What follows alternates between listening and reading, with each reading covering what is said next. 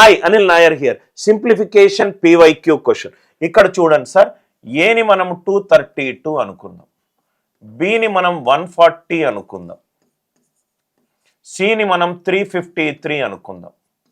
అనుకుంటే మనకు ఇదేమైపోయింది ఒకసారి చూడండి sir, a cube plus b cube plus c cube minus 3abc divided by a square plus b square plus c square minus AB minus BC minus CA.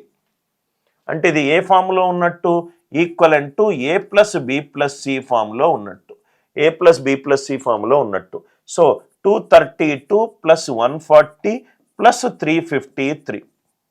నేను మొత్తం calculation చేయకుండా only unit digit and last 2 digits చూస్తాను.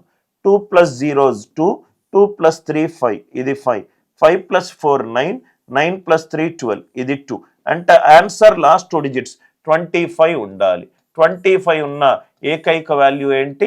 Option B. మొత్తం calculation చేసుకొని time waste చేసుకోను. Concept అందరికీ clear అయింది అనుకుంటా. ఇది ఒక algebraic identity based question. Concept గనక క్లియర్గా అర్థమవుతే వీడియోని లైక్ చేయండి, షేర్ చేయండి, ఛానల్ని సబ్స్క్రైబ్ చేసుకోండి.